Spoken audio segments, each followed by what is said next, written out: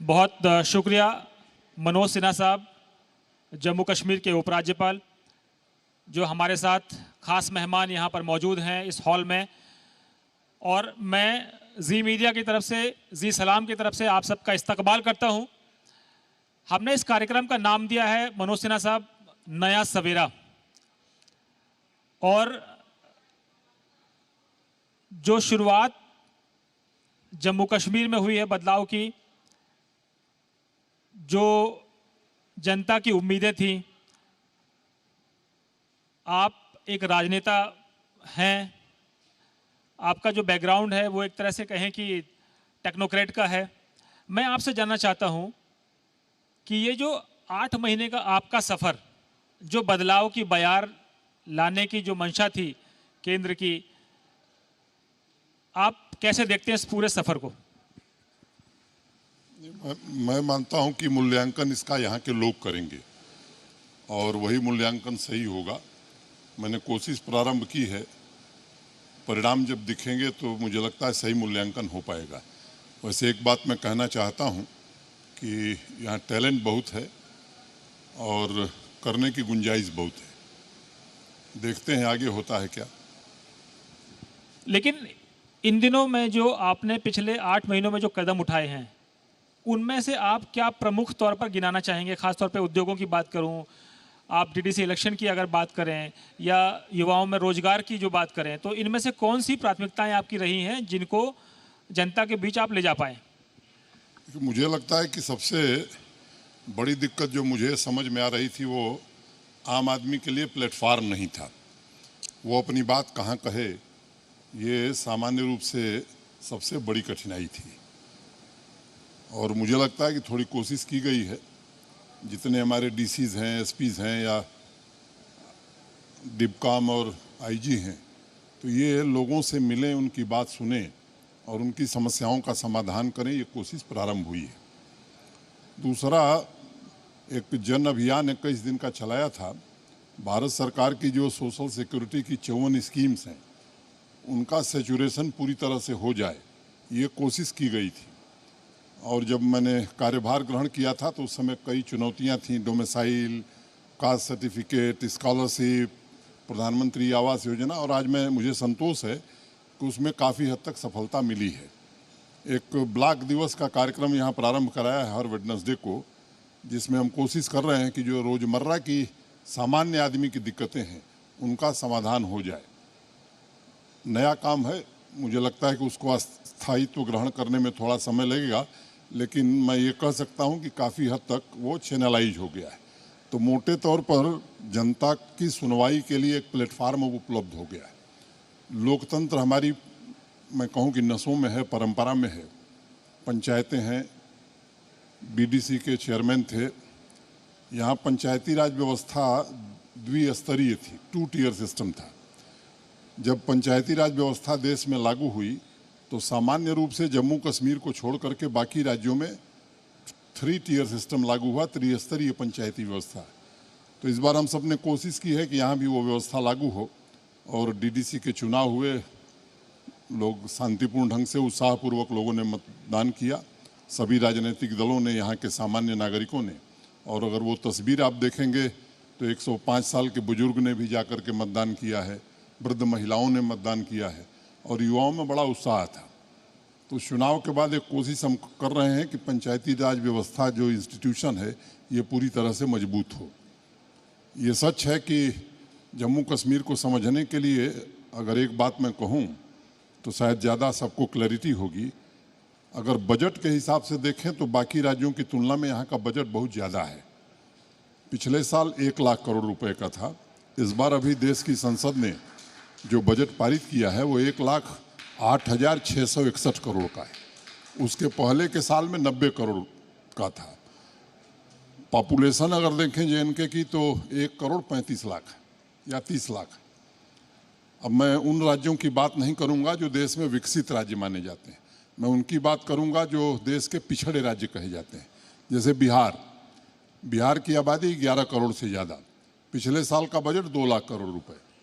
उत्तर प्रदेश आबादी 25 करोड़ से ज़्यादा, पिछले साल का बजट 5 लाख करोड़ रुपए।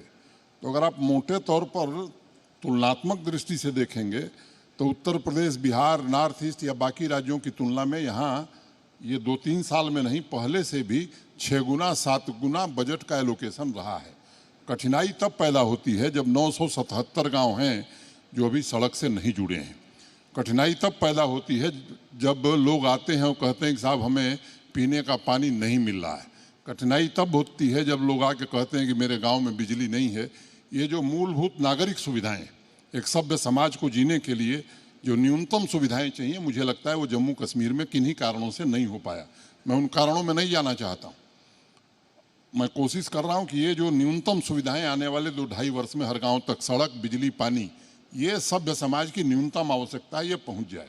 और इसलिए अगर इस बार आप देखेंगे तो 6,000 करोड़ से ज़्यादा हमने केवल पानी के लिए रखा है।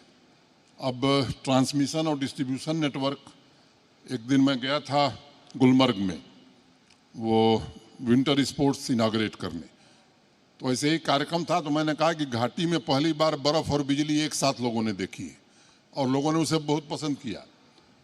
गर्मी में जम्मू में बिजली की हालत जो होती है, जो लोग मुझे मिलते हैं कहते साहब हाय तौबा मच जाती है। अब जो मेन ट्रांसमिशन लाइन बनाई भारत सरकार ने, आज से 14 साल पहले सैंक्शन हुई थी, उसमें ये प्रोविज़न था कि पुंछ या राजौरी में 400 केवीए का सब स्टेशन बनेगा, लेकिन अभी तक नहीं बन पाया। यहाँ एक सब स्टेशन है हमारा ग्लेडनी, भारत हेवी इलेक्ट्रिकल्स लिमिटेड ने वहाँ ट्रांसफार्मर लगाए। अब उस ज़माने में ट्रांसपोर्टेशन की दिक्कत थी, तो छोटी कैपेसिटी के 3 ट्रांसफार्मर क्लब करके लगाए गए। आज 70% कैपेसिटी पर चलता है और उसका जो बैकअप है हमारे पास, अगर उसमें कोई तकनीकी दिक्कत हुई, अगर हम रिप्लेस करेंगे तो 50% कैपेसिटी पर चलेगा। वो हम बदलने की कोशिश कर रहे हैं। ये कोशिश कर रहे हैं कि तत्काल इस बार जम्मू के लोग महसूस करें कि गर्मी में थोड़ी राहत हुई है। तो एक प्लान बना है, शॉर्ट टर्म, मीडियम टर्म, एक तो इमीडिएट टर्म में कहूँगा कि महीने 2 महीने में क्या बदलाव हो सकता है। शॉर्ट टर्म मैंने 6 महीने में क्या हो सकता है, 1 साल में क्या हो सकता है, और 2 साल में आश्वस्त करना चाहता हूँ कि 24 आवर्स बिजली, क्वालिटी पावर 24/7 हम यहाँ के लोगों को, जम्मू कश्मीर के लोगों को दे सकेंगे। इस व्यवस्था में हम लगे हैं। लेकिन अब यहाँ के लोगों की जो आकांक्षा है, अब स्मार्ट सिटी देश भर में लोग देख रहे हैं, स्मार्ट ट्रांसपोर्टेशन देख रहे हैं, यहाँ के लोग भी देश दुनिया में जा रहे हैं और मुझे लगता है कहीं से ज़्यादा जाते हैं, तो उनके मन में भी ये बलवती इच्छा है कि यहाँ भी होना चाहिए। तो मेट्रो बने यहाँ और 3 साल में बना के जम्मू में 23 किलोमीटर और श्रीनगर में 25 किलोमीटर, ये 3 साल में 23 दिसंबर में बना करके देवेंद्र राणा जी को उस पर चढ़ा करके मैं भेजने का काम करूँगा। ये मैं सार्वजनिक रूप से कह रहा हूँ। श्रीनगर में मीर साहब को पहली सवारी के रूप में बैठाऊँगा। तो ये आवश्यक है। अब मैंने जिस तरह का टैलेंट है, मैं ख़ास तौर से टेक्नोलॉजी की अगर मैं बात करूं, चाहे वो आर्टिफिशियल इंटेलिजेंस हो, रोबोटिक्स हो, 3D प्रिंटिंग हो, एक से एक नौजवान हमें मिलते हैं, बताते हैं साहब, ब्लॉकचेन हो, वो जिस तरह की बात करते हैं, मुझे लगता है कि शायद इस तरह के लोग हमारे इलाके में नहीं। लेकिन न IT पार्क है, न IT टावर है। तो IT टावर का काम दे दिया है, 18 महीने में तय था, उसमें 2 महीने बीत गए। 16 महीने में जम्मू और श्रीनगर दोनों IT टावर बन जाएंगे। अब यहाँ डाटा सेंटर कोई भी नहीं है। अब आज के युग में डेटा सेंटर ना हो, वो स्टेट या वो UT कहाँ जाएगा। मैं समझता हूँ ये जो मूलभूत बातें हैं, इन पर हम फोकस कर रहे हैं। और एक बात, चूँकि सब लोग हैं, राजनीतिक क्षेत्र के लोग हैं, तो ये मैं कहना चाहता हूँ कि पंचायती व्यवस्था को मजबूत करना है, क्योंकि वही लोकतंत्र की नींव है। ये इसके लिए हम कटिबद्ध हैं।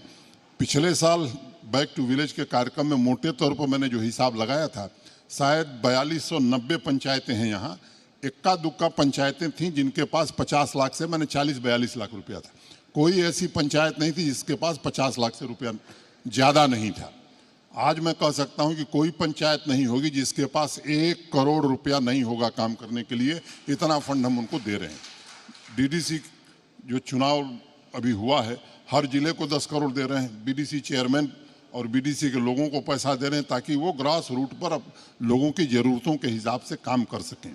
जिस बात का आपने जिक्र किया रोजगार का, ये सही है कि प्राइवेट सेक्टर के इन्वेस्टमेंट न होने से सरकारी नौकरियों पर ही यहाँ के लोग आश्रित रहे हैं। और सामान्य रूप से 4 लाख से ज़्यादा सरकारी मुलाजिम हैं इस स्टेट में, और बिहार में 3,10,000 है। 85,000 के आसपास डेली वेजर्स हैं। कोई 2000 पर काम करता है, कोई 3000 पर, कोई 4000 पर। रैना साहब आते हैं तो मेरी गर्दन पकड़ लेते हैं कि साहब जल्दी परमानेंट कर दीजिए, नहीं तो बड़ा बवाल होगा। बिना किसी प्रॉपरली कंस्टिट्यूटेड सिलेक्शन कमेटी के उनको हम छेड़ नहीं रहे हैं। हमारी पूरी सहानुभूति है। आगे जिन योजनाओं में उनको एकोमोडेट किया जा सकता है वो एकोमोडेट करने की कोशिश भी कर रहे हैं और करेंगे भी। लेकिन जिस तरह से चला है, मैं देख करके मुझे हैरानी होती है कि आखिर ये शासन चल कैसे रहा था। मैं किसी पर आरोप लगाने के लिए नहीं कह रहा हूँ, चीज़ें स्ट्रीमलाइन हो। मुझे लगता है कि देश में एक कल्चर श्रीमान नरेंद्र मोदी ने स्थापित किया, मैं कहूँ वर्क कल्चर। परियोजनाओं का शिलान्यास होता था, उद्घाटन 15-20 साल बाद होता था, बीच में कई कार्यक्रम होते थे। श्रीमान नरेंद्र मोदी ने एक व्यवस्था बनाई कि जिसका शिलान्यास हो उसके उद्घाटन की तारीख भी तय कर दी जाए। मैं समझता हूँ उस प्रक्रिया को जम्मू कश्मीर में भी लागू करने की कोशिश मैं कर रहा हूँ और मैं आपको भरोसा देता हूँ कि ये प्रक्रिया पूरी तरह से 100% यहाँ लागू कर दी जाएगी। बिना टेंडर के काम हुए हैं, बिना अप्रूवल के काम हुए हैं। लोग आते हैं साहब 2014 का बकाया है, 2013 का बकाया। हम भैया मुझे जेल भेजोगे क्या? आप टेंडर है नहीं, अप्रूवल है नहीं, कह रहे हो कि पेमेंट करा दीजिए। तो अब एक व्यवस्था बनाई है, बीम सिस्टम यहाँ लागू कर दिया है। ऐसी कोई बिल, ऐसा कोई काम जो अप्रूव्ड नहीं है, जिसका टेंडर नहीं है और जिसकी जियो टैगिंग नहीं है, वो ट्रेजरी बिल ही नहीं लेगी।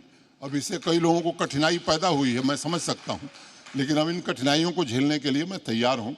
एक ट्रांसपेरेंट व्यवस्था हो, जनता के हित की बात हो, मैं समझता हूँ इसमें सभी लोग सहमत होंगे और इसमें सब लोग सहयोग करेंगे।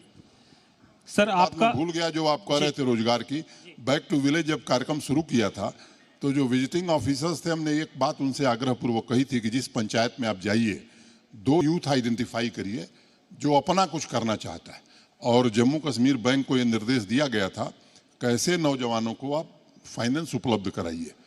मैंने हिसाब लगाया था कि 4290 है तो 9000 10,000 के आसपास नौजवानों को मिलेगा, लेकिन मुझे आपको बताते हुए प्रसन्नता है कि ये संख्या 20,000 से ऊपर हो गई। 2 लाख से लेकर के 10 लाख रुपए तक लोगों ने ऋण लिए हैं और अपना काम कर रहे हैं। सर हमने नया सवेरा नाम दिया है, रोशनी नहीं दिया हमने, कि रोशनी को लेकर काफ़ी विवाद रहे हैं। मैं आपसे जानना चाहता हूं कि क्या जम्मू कश्मीर की जनता जिस सवेरे का इंतज़ार कर रही थी वो सवेरा हो गया है या अभी उसमें थोड़ी रोशनी और डालनी बाकी है? मैंने सूरज की किरणें लोगों ने देखनी शुरू की हैं, पूरा प्रकाश भी जल्दी देखेंगे। आपके पास लंबा अनुभव है, आप केंद्र में मंत्री रहे हैं, सांसद रहे हैं, आप उस प्रदेश से आते हैं जहां पर सियासत में लोग इतने इन्वॉल्व होते हैं, वो देश की तरक्की के लिए कई कई प्रधानमंत्री दिए हैं और देश के प्रधानमंत्री भी उसी प्रदेश से आते हैं जहां से आप आते हैं। अभी आपने एक बड़ा फैसला किया कि 15 दिन के अंदर पूरे जम्मू कश्मीर में तिरंगा जो सरकारी इमारतें हैं वहां फहराया जाएगा। इसको हम एक बदलाव का संकेत माने? इसको इस तरह से देखना चाहिए कि भारत केवल जमीन का टुकड़ा नहीं है, ये एक जीता जागता राष्ट्र पुरुष है और ये हर भारतीय का कर्तव्य है और ये देश की सर्वोच्च न्यायालय का आदेश भी है कि सरकारी भवनों पर भी तिरंगा लहरना चाहिए। और मुंबई की वो घटना आपको मालूम है कि एक व्यक्ति ने जाकर के सुप्रीम कोर्ट में कहा कि साहब मैं अपने घर पर तिरंगा लहराना चाहता हूँ, इसके क्या नियम हैं बता दीजिए। तो ये तो मुझे लगता है कि देश के लिए गौरव की बात है और हर सरकारी भवन पर मैंने निर्देश दिया है और जो ये नहीं करेगा उसके खिलाफ कार्रवाई करेंगे। एक और संकेत सीमा पार से मिले हैं कि लंबे समय बाद, चाहे वो पाकिस्तान के प्रधानमंत्री हों, चाहे पाकिस्तान की सेना के प्रमुख हों, वो कहते हैं कि पुराने मुद्दों को छोड़िए और आगे बढ़ने का वक्त आ गया है। बैक चैनल डिप्लोमेसी से भी बातचीत हो रही है, नियंत्रण रेखा पर सीज फायर वायोलेशन कम हुए हैं। सख्ती की वजह से या कहें कि अब पाकिस्तान को ये समझ में आ गया है कि अब इस तरह से बात आगे बनेगी नहीं। मैं दुआ करूंगा अल्लाह से कि पाकिस्तान को सद्बुद्धि आवे, क्योंकि उस देश के जो हालात हैं दुनिया से छिपे नहीं हैं और मुझे लगता है कि उनको अपने देश के नागरिकों की चिंता करनी चाहिए।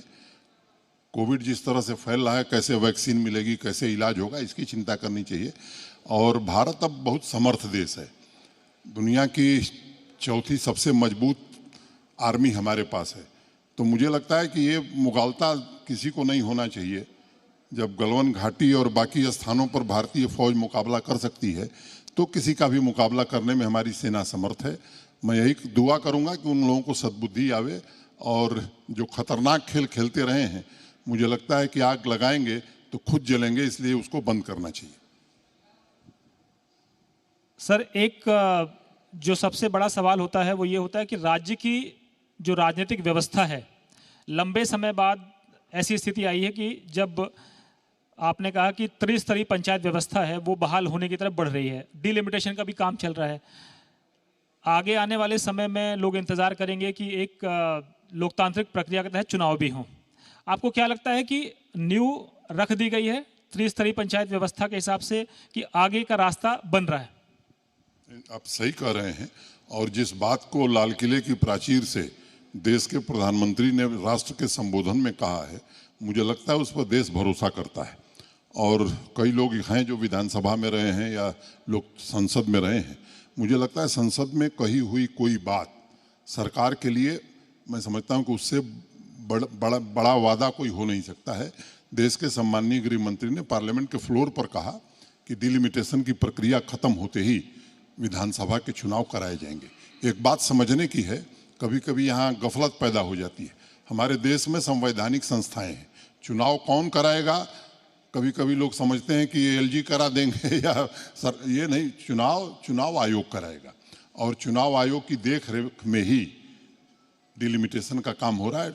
कठिन काम है, जैसे पूरा होगा मैं आश्वस्त करना चाहता हूं कि विधानसभा के चुनाव होंगे और यहाँ सरकार काम करेगी, चुनी हुई सरकार काम करेगी।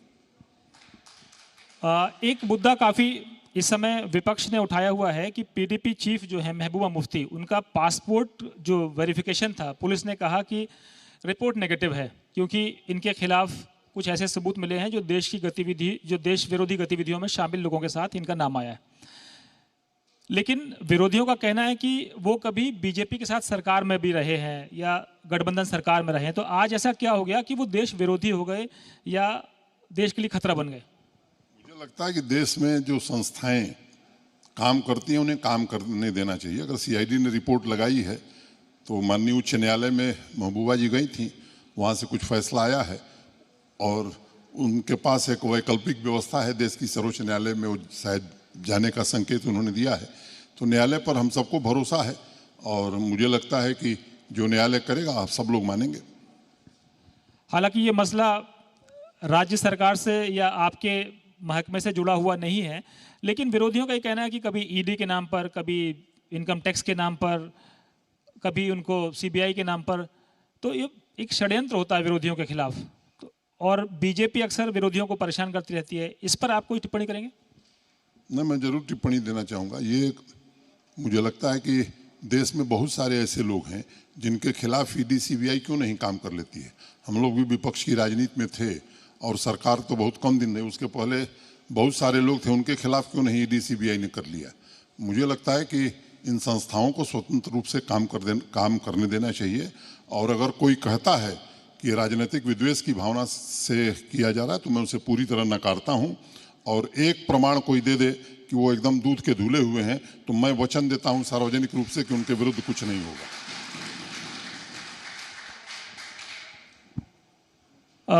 मैं एक प्रोजेक्ट की बात करना चाहता हूं आपके, आवाम की बात। अक्सर ये कहा जाता था कि सरकारें बनी, सरकारों के पास बजट रहा, जैसे आपने कहा कि आबादी कम है और बजट इतना ज़्यादा है फिर भी नीचे तक पहुंच नहीं पाया, कारण रोशनी कहाँ हुई ये पता नहीं चल पा रहा है। लेकिन आवाम की बात से क्या वाकई उस अंतिम व्यक्ति तक आप पहुंच पाएंगे? ये कोशिश है, अंतिम व्यक्ति तक हम पहुंच पाएंगे ऐसा दावा नहीं है, लेकिन मैं मानता हूं कि कोई भी पूर्णांक नहीं होता है। इस धरती पर हर आदमी को जीवन भर सीखना है, तो बहुत सारी चीज़ें मैं बातचीत करता हूं तो मुझे नई जानकारी मिलती है। 200 लोगों ने मुझे पत्र लिखा है, मेल किया है। मुझे लगता है कि पहली आवाम की बात के बाद ये संख्या और बढ़ेगी, तो लोग बताएंगे तो मुझे भी समझने में सुविधा होगी, मैं समझ पाऊंगा। मैं सब कुछ जानता हूं ऐसा दावा मैं नहीं कर सकता, और जम्मू कश्मीर के लिए तो पूर्णतया मैं नया हूं, तो इसलिए मैंने ये कोशिश की है कि सीधे लोगों तक पहुंचा जाए, और वो माध्यम यही हो सकता है। तो लोगों की जब राय आएगी तो मेरी समझ भी बढ़ेगी, उस हिसाब से निर्णय लेने में मुझे सुविधा होगी, सहूलियत होगी। सर एक और बड़ा मसला है जो इंडस्ट्री से जुड़ा हुआ है कि यहाँ पर औद्योगिकरण जो है वो रफ्तार बिल्कुल धीमी है। जैसे आपके पास इतना लंबा अनुभव है केंद्र की राजनीति का, मंत्री के तौर पे काम करने का, आपके संपर्क भी हैं। ड्राई पोर्ट और कस्टम क्लियरेंस की आपने जो शुरुआत जो हुई है कि राज्य से निर्यात का जो करीब 5,000 करोड़ रुपए का जो लक्ष्य है, आपको लगता है कि ये जो दो गतिविधियां अगर यहाँ बढ़ती हैं तो इससे इंडस्ट्री को एक बल मिलेगा? एक तो नई इंडस्ट्रियल पॉलिसी आई है और उसमें लॉन्ग टर्म इंसेंटिव का प्रोविजन किया है 28,400 करोड़ रुपए का। मूल बात मैं बताना चाहता हूं कि उसमें 25,000 करोड़ रुपया जो है वो जीएसटी का ही है। पहले भी बाकी राज्यों में इंसेंटिव दिए गए, लेकिन इंडस्ट्री नहीं आई, इंसेंटिव लेकर के लोग चले गए। इस बार हमने ऐसी व्यवस्था की है कि जब इंडस्ट्री चलेगी तभी जीएसटी रिटर्न फाइल करेंगे और तभी इंसेंटिव मिलेगा।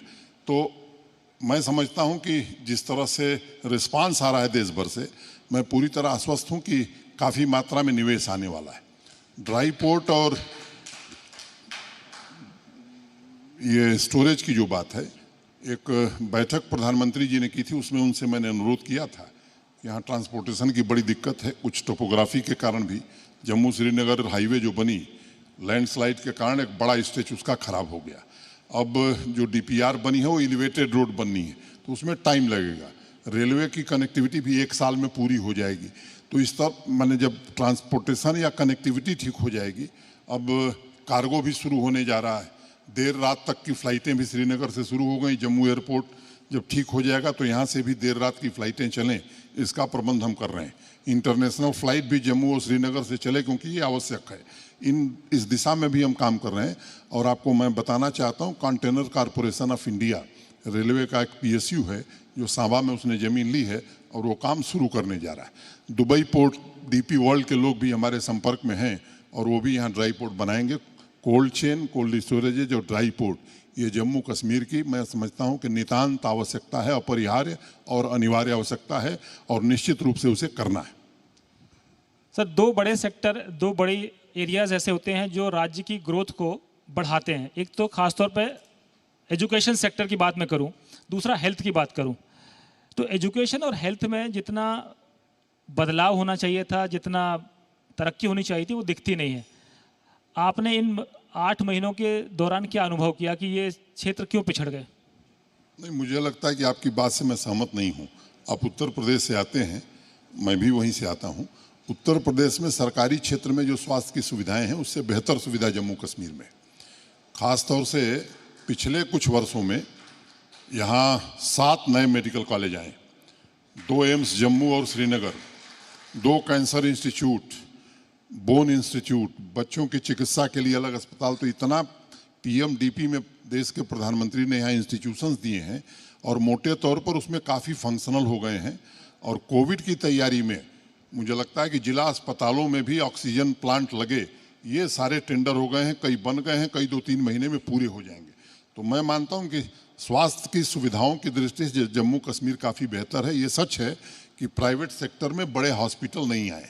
और अभी जो इंडस्ट्रियल पॉलिसी आई है या लैंड अलॉटमेंट की जो पॉलिसी हमने बनाई है, उसमें एक बात कही है कि मेडिसिटी और एडुसिटी, माने एक जगह अस्पताल भी हो, वहीं रेडियोलॉजी सेंटर भी हो, वहीं पैथोलॉजी भी हो, वहीं दुकानें भी हों दवा की, और एक जगह इंस्टीट्यूशंस बने। इस दिशा में हम काम करेंगे और मैं उम्मीद करता हूं कि 3-4 बड़े अस्पताल जम्मू श्रीनगर में आ जाएं तो और बेहतर हो जाएगा। यहाँ के लोगों में जो विश्वास नहीं है, लोग पंजाब भागते हैं, बाकी जगह भागते हैं, मुझे लगता है कि वो ख़त्म हो जाएगा।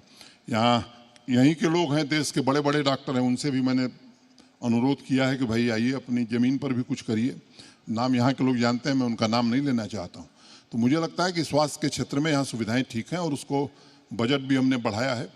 एजुकेशन के फील्ड में 7 यूनिवर्सिटी है यहाँ, नाम गिनाना जरूरी नहीं है। ये अकेला शहर है देश का जहाँ आईआईटी भी है, आईआईएम भी है, एम्स भी है और सेंट्रल यूनिवर्सिटी भी है। न दिल्ली में है, न मुंबई में है, न बेंगलोर में है, न कलकत्ता में है, न चेन्नई में। तो ऐसा फॉर्चुनेट शहर तो कोई ही नहीं है। तो यहाँ IIT, IIM university, 2 central university यहाँ खुल गई है। और मुझे लगता है कि यहाँ की जो कश्मीर और जम्मू यूनिवर्सिटी है, बड़ी पुरानी यूनिवर्सिटी है और देश को बहुत शिक्षाविद इन लोगों ने दिए हैं। कुछ नई यूनिवर्सिटियां बनी हैं, उनमें भी अच्छा काम हो रहा है। और न्यू एजुकेशन पॉलिसी को इम्प्लीमेंट करने के लिए टास्क फोर्स बनी है। बड़े काबिल कुलपति हमारे यहाँ हैं और मैं आश्वस्त हूँ कि नई शिक्षा नीति को पूरी तरह से ज़मीन पर लागू करने में उनके नेतृत्व में हम सफल होंगे। स्कूली शिक्षा का जहाँ तक सवाल है, मैं कहना चाहता हूँ कि उसमें वोकेशनल कोर्सेज पर जो बल दिया गया है, 670 स्कूलों में वोकेशनल लैब बना दी गई है। और अगर मैं देखूं इनरोलमेंट की, तो पिछले साल 61,000 बच्चों का इनरोलमेंट हुआ था, इस बार 1,15,000 बच्चों का इनरोलमेंट हुआ है। तो इसका अर्थ ये होता है कि सरकारी विद्यालयों में अब बच्चों की संख्या बढ़ने लगी है। इसका मतलब कि उस दिशा में भी अच्छा काम प्रारंभ हो गया है और हम कोशिश करेंगे कि स्कूली शिक्षा हो, तकनीकी शिक्षा हो या उच्च शिक्षा हो, इसमें आमूलचूल बदलाव यहाँ हो और नौजवानों को, विद्यार्थियों को पूरा अवसर मिले। सर, एक जो सबसे ख़ास जो पहचान है कश्मीर को लेकर के है केसर, जिसको जीआई टैग भी मिला है। एक्सपोर्ट के मामले में कई मुल्कों से टक्कर मिलती है, चाहे वो ईरान हो चाहे बाकी। तो आपको क्या लगता है कि ये एक राज्य के विकास के लिहाज से बड़ी बात हो सकती है कि ज़्यादा से ज़्यादा हम एक्सपोर्ट कर पाएँ इस क्वालिटी को? देखिए, केसर की बात भी मैं करता हूँ, कुछ और बात करता हूँ उसके साथ भी। ये सच है कि ईरान का जो केसर है, कश्मीर के केसर से उसका कोई मुकाबला नहीं। लेकिन दुनिया के बाज़ार में ईरान का केसर भी कश्मीर के केसर के भाव से ही बिकता था और वो कहते थे कि ये भी कश्मीर का केसर है। जीआई टैगिंग हो जाने के बाद मैं आपको बताना चाहता हूं कि अब ये अंतर स्पष्ट हो गया है पूरी दुनिया को। और 40 एक्सपोर्टर्स के साथ अभी किसी दिन ऑनलाइन वार्ता हुई थी, तो कश्मीर के केसर की कीमत ईरान के केसर से अब ज़्यादा हो गई।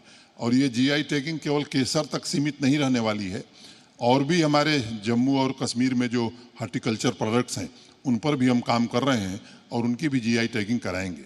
मुझे लगता है कि जैसे एप्पल का उत्पादन हमारा जो होता है, अब हाई डेंसिटी एप्पल की ओर अगर हम जाते हैं तो आने वाले 4 साल में 4 गुना एप्पल हम पैदा कर सकते हैं।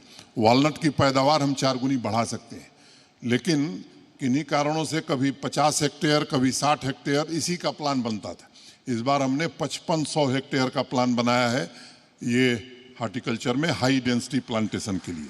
और मैं कहना चाहता हूं कि 4 साल में ये 5500 हेक्टेयर लगा दिया जाएगा। दूसरी बात, लैंड लॉज को लेकर के यहाँ बड़ा उबाल था लोगों में। मैं इस सभागार में कहना चाहता हूं कि हाई डेंसिटी प्लांटेशन से जम्मू वंचित था। ये शायद जम्मू के लोग नहीं जानते होंगे, या कई लोग जानते भी होंगे तो नहीं बोलते होंगे। मैं ये कहना चाहता हूँ कि हाई डेंसिटी प्लांटेशन से जम्मू का पूरा एरिया वंचित था। उस कानून को हमने बदल दिया है कि भाई कहीं भी आप हाई डेंसिटी प्लांटेशन कर सकते हैं।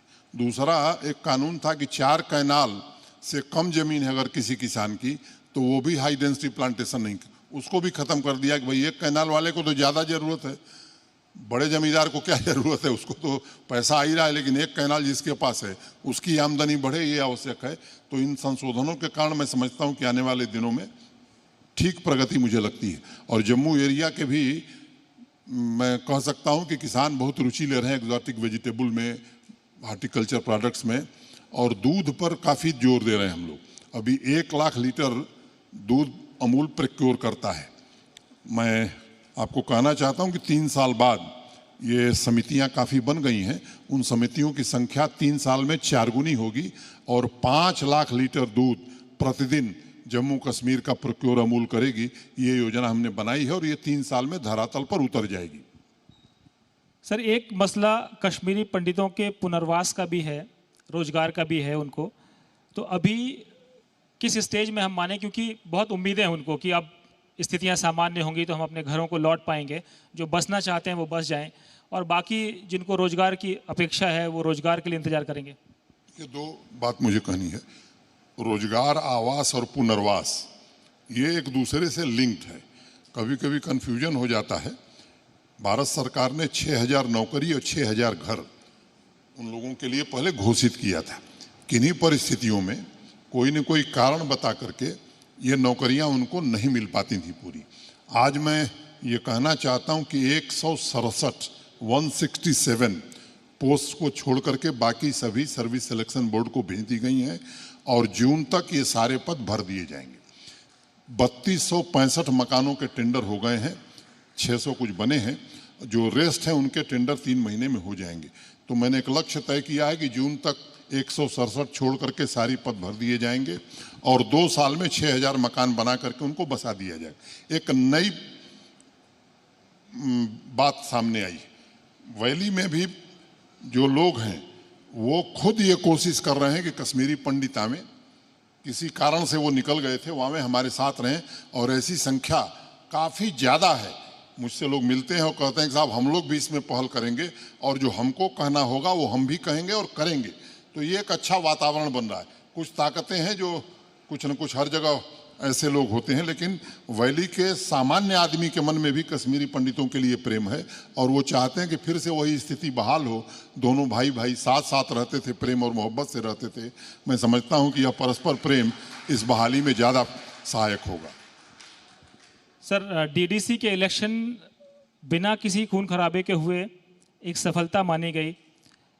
हाल के दिनों में 2 पार्षदों की हत्या जिस तरह से की गई है, तो फिर लगता है कि जो आतंकवादी हैं या जो ऐसी ताकतें हैं जो स्थिरता नहीं चाहती हैं, वो फिर चुनौती देने की कोशिश कर रही हैं। ये कोशिश हुई है, आगे भी होगी।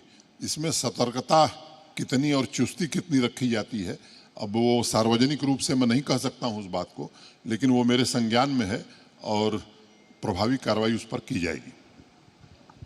सर, एक और जो पूरी दुनिया को, पूरे देश को जो सब कुछ जम्मू कश्मीर लुभाता है, लोग फिल्मों की शूटिंग करने आते हैं, कलाकार आते हैं, प्रोड्यूसर्स आते हैं। हाल के दिनों में आपकी कुछ इस तरह के प्रोड्यूसर से भी मुलाकात हुई थी।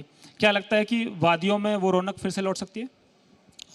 आज दोपहर में कुलपति जी बैठे हैं जम्मू विश्वविद्यालय के, जुबिन नौटियाल का नाम आपने सुना होगा। कश्मीर घाटी में ही रह करके उन्होंने गाना गाया है, तो आज उसका एल्बम हमने लॉन्च किया है और वहाँ विस्तार से मैंने वो बात बताई। कई नामी गिरामी जो बॉलीवुड के फिल्म निर्माता हैं अभी पिछले दिनों वो हो करके गए हैं वैली से, और मुझे लगता है कि 60 के दशक या 80 के दशक में जिस तरह हिंदुस्तानी फिल्मों में सबसे ज़्यादा दृश्य जम्मू कश्मीर का दिखाई पड़ता था, वो दौर अब शुरू हो रहा है। तो अब एक बार लोग कहते थे कि ये फेवरेट डेस्टिनेशन था, मुझे लगता है कि अब ये फेवरेट डेस्टिनेशन है, ऐसा भाव लोगों फिल्म जगत में पैदा हुआ है। सर, एक और बड़ी चुनौती प्रशासन के सामने होती है। आपकी व्यवस्था जो है वो अमरनाथ यात्रा को लेकर जून में शुरू होने वाली 56 दिन चलेगी। कितनी बड़ी चुनौती आप इसको मानते हैं? ये सच है कि अमरनाथ यात्रा सकुशल हो इसके प्रयत्न कर रहे हैं, लेकिन मुझे इस बात का बड़ा दुख है कि अमरनाथ यात्रा के लिए जिस तरह का इंतज़ाम होना चाहिए था यहाँ नहीं है। पूरे रास्ते में जिस तरह मैंने पूरे देश में लोग सोचते हैं कि वहाँ बड़ी तकलीफ होगी। मैं समझता हूँ कि आज के वैज्ञानिक युग में अगर आदमी चाहे तो इस यात्रा में किसी को कोई तकलीफ नहीं होगी। अब इस साल तो सब कुछ नहीं हो पाएगा। अभी रामबन में एक जगह हमने देखी, अभी वही मीटिंग करके मैं आया हूँ, कम से कम 3000-4000 लोग अगर बारिश होती है तो आराम से रह सकें, ऐसा भवन वहाँ 2 महीने में फ्रेम्ड स्ट्रक्चर हम बनाने जा रहे हैं। जम्मू में भी अमरनाथ श्राइन बोर्ड का कार्यालय और 4000 लोगों के रहने का इंतजाम अमरनाथ श्राइन बोर्ड का हो, ये काम हम अगले साल तक पूरा करेंगे और रास्ते भर इस तरह की अच्छी सुविधाएं यात्रियों के लिए मिले, ये 2 साल में निश्चित रूप से मुझे पूरा करना है, ताकि देश के कोने कोने से लोग आएँ तो उन्हें तकलीफ न हो, अच्छा भाव लेकर के जाएँ। और ये ऐसी यात्रा है जिसमें हिंदू मुसलमान दोनों मिल करके इस यात्रा को बढ़ाते रहे हैं। कल मैंने भेजा था हरिद्वार में संतों से मिलने के लिए और उनसे भी मैंने व्यक्तिगत रूप से निवेदन किया है कि आप सब लोग पूरे देश से आइए। इस यात्रा का जिस दिन शुभारंभ हो, मैं कोशिश करूंगा कि देश भर के धर्माचार्य यहाँ से यात्रा को शुरू करावें। सर, आखिरी मेरे 2 छोटे छोटे सवाल हैं। एक तो दरबार का जो मूव होता है, दरबार बड़े लाव लश्कर होता है, तो आप कुछ कोशिश कर रहे हैं कि इसको कुछ जनता का जो धन है वो बचे? सवाल उठा रहे हैं, आप छेड़ना चाहते हैं, मैं उसमें फंसने वाला नहीं हूँ। एक बात मैं कहना चाहता हूँ कि 200 ट्रक फाइल जम्मू से श्रीनगर जाती है और श्रीनगर से जम्मू आती है, और उसमें कभी कभी किसी गरीब आदमी की फाइल गायब हो जाती है। तो एक काम हमने किया है कि ये ऑफिस 15 अप्रैल से पूरी तरह सेक्रेटेरिएट में अब कोई फाइल नहीं आएगी, और मैंने कह दिया कि मेरे पास 15 अप्रैल के बाद मैं कोई फाइल नहीं लूँगा। तो इसलिए अभी यह ऑफिस पूरी तरह से हो जाएगा। डायरेक्टरेट, पुलिस हेडक्वार्टर, ये भी यानी स्कैनिंग का काम खत्म हो गया है, इसे भी ई ऑफिस में बदलना है। इस बार मैं उम्मीद करता हूं कि जब श्रीनगर हम लोग मूव करेंगे तो 40 ट्रक में काम हो जाएगा, और अगली बार जब श्रीनगर से जम्मू आएंगे तो कोई ट्रक नहीं आएगा। इसका इंतजाम हम जरूर कर देंगे। दिल्ली कटरा हाईवे को एक बड़ा माना जाता है कि ये विकास के लिए बड़ा एक्सप्रेसवे होगा, तो अभी मार्च में शुरुआत होने की संभावना थी या कुछ लेट हुआ है? कुछ आपको लगता है कि इस पर थोड़ा गति आएगी? देखिए, एक बात समझिए कि कोविड ने पूरे दुनिया की रफ्तार रोकी थी, देश की भी रोकी थी, जम्मू कश्मीर की भी रोकी थी, लेकिन पिछले 6 महीनों में मैं कह सकता हूं कि पूरी गति से काम हो रहे हैं। और हाईवे का काम भी सक्षम मंत्री हैं भारत सरकार के श्री नितिन गडकरी जी, और मुझे लगता है कि जितने इनोवेटिव आइडियाज़ उनके पास हैं वो काम समय से होगा। पिछले दिनों बैठक में उन्होंने मुझे बताया था ये बात, और मैं आश्वस्त हूँ कि वो समय से काम करा लिए जाएंगे। आखिरी सवाल, उत्तर प्रदेश से आप आते हैं, केंद्र की राजनीति आपने की है, और उत्तर प्रदेश या केंद्र से रहकर जब आप जम्मू कश्मीर को देखते थे एक अलग नज़रिया होता था, और आज अब आप यहाँ के लेफ्टिनेंट गवर्नर हैं, तो कैसा लगता है कि आप कुछ नज़रिया बदला है? मैं पूरी तरह से 24 कैरेट जम्मू कश्मीर का हो गया हूँ, और जब तक मैं हूँ जम्मू कश्मीर का ही सोचूंगा। मेरा सवाल सर ये है कि लोगों का नज़रिया अलग होता है। जब आप अंदर से देख रहे हैं जम्मू कश्मीर को, आप गांव के लोगों से जाके मिलते हैं, आप पंचायतों के लोगों से मिलते हैं, डीडीसी वालों से मिलते हैं, तो अब लगता है कि जम्मू कश्मीर के बारे में जो परसेप्शन बनाया जाता था कि ऐसा है जम्मू कश्मीर, तो आपका परसेप्शन बदला है जम्मू कश्मीर को लेकर? मैं परसेप्शन किसी के कहने से नहीं बनाता हूँ, अपने अनुभव के आधार पर बनाता हूँ। लोगों से मिलता हूँ, उस आधार पर जो बात मुझे समझ में आती है वैसी धारणा मैं बनाता हूँ। मैं कह सकता हूँ कि जम्मू कश्मीर के रहने में जो लोग रहते हैं वो बहुत अच्छे हैं, और वास्तव में वो चाहते हैं कि जम्मू कश्मीर में विकास तेज गति से हो, ट्रांसपेरेंट और गुड गवर्नेंस यहाँ चले। यहाँ ये जम्मू कश्मीर के लोगों की इच्छा है, और मैं ईश्वर से प्रार्थना करता हूँ, माँ वैष्णो देवी से, तो मैं बहुत उनकी इच्छा धन्यवाद को मैं पूरी कर सकूं। जी, मैं बहुत धन्यवाद करूंगा उपराज्यपाल महोदय का।